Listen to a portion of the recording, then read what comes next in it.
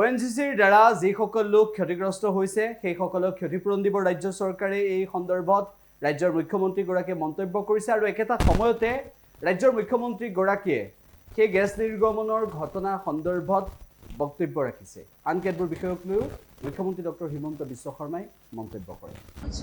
এই ঘটনাটো খুব চিন্তাজনক আৰু দিন যিমানে বাঢ়ি গৈছে মানুহৰ চিন্তাও সিমানে বাঢ়িছে আৰু আমাৰ যিটো প্ৰভাৱিত অঞ্চল সিও বাঢ়ি যোৱাৰো সম্ভাৱনা আছে। মানুহে ঘৰত যাব পৰা নাই, মূল্যৱান বয় বস্তু ক্ষতি হৈছে, খেতি পথাৰৰ ক্ষতি হৈছে, তেল ওলাইছে। বিষয়টো ONGCয়ে নিশ্চিতভাৱে চিৰিয়াছলি ল'বই লাগিব। অহাকালি ৰাতিপুৱা মই হৰদীপ সিং পুৰীৰ লগতো কথা পাতিম, অইলৰ চেয়াৰমেনৰ লগতো কথা পাতিম আৰু দৰকাৰ হ'লে মই প্ৰধানমন্ত্ৰীৰ লগতো কথা পাতিম আৰু তেখেতসকলে বিষয়টোৰ পৰা কোনেও হাত এৰুৱাব নোৱাৰে। এনেকুৱা দুৰ্ঘটনা হৈ থাকিলে মানুহৰ শংকা বাঢ়িব আৰু মানুহেও এটা সময়ত ONGCক সহযোগিতা নকৰিব। সেইকাৰণে গোটেই বিষয়টোৰ ওপৰত মই নিজে আহিছোঁ, মই নিজে ৰাইজৰ লগত কথা পাতিছোঁ, ৰাইজৰ দুখৰ বুজ লৈছোঁ আৰু অহাকালিৰ পৰা মই চেষ্টা কৰিম আৰু আপোনালোককো সময়ে সময়ে আমি জনাই থাকিম যি ধৰণে ONGCয়ে ব্যৱস্থা লৈছে বা ল'ব খুজিছে।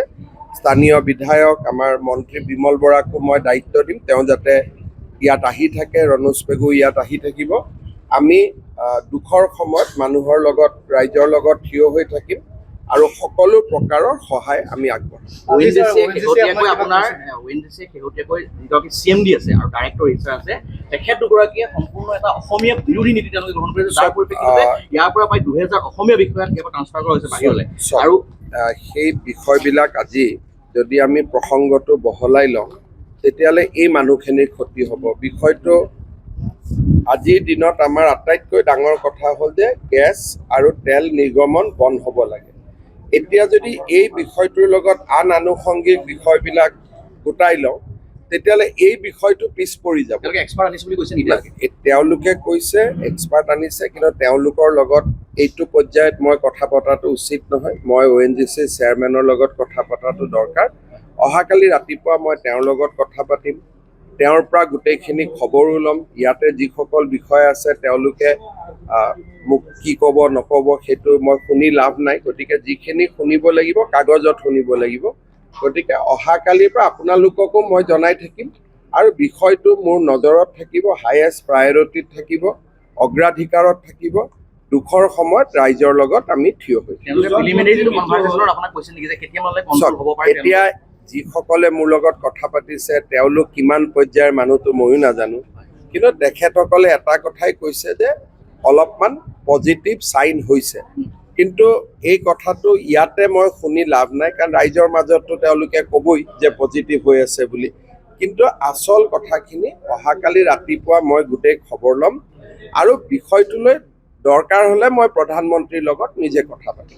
দুজন মানুহ মৃত্যু হৈছে আৰু তেওঁলোকৰ ক্ষতিপূৰণৰ ব্যৱস্থা এগৰাকী মানুহ এতিয়াও হস্পিটেল বেমাৰ হৈ আছে, এগৰাকী হাৰ্ট এটেকত মৃত্যু হৈছে।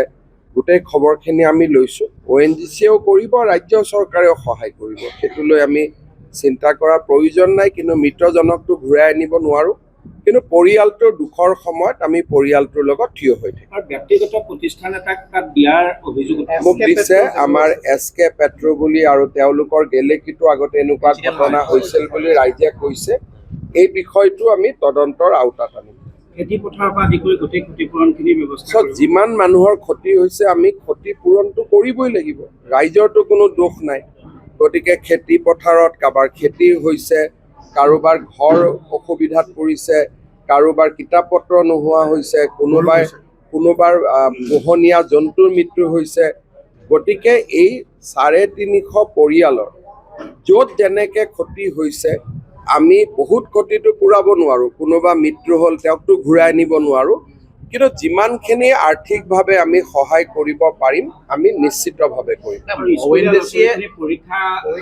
মই DCৰ লগত কথা পাতিম, তেওঁ যদি পৰীক্ষাৰ কিবা ৰিচিডিউল কৰিব লাগে, এই ল'ৰা ছোৱালীখিনিৰ কাৰণে স্পেচিয়েলি পৰীক্ষা পাতিব লাগে, কালিৰ পৰা আপোনালোকে গোটেই পৰিৱৰ্তনখিনি দেখা পাব।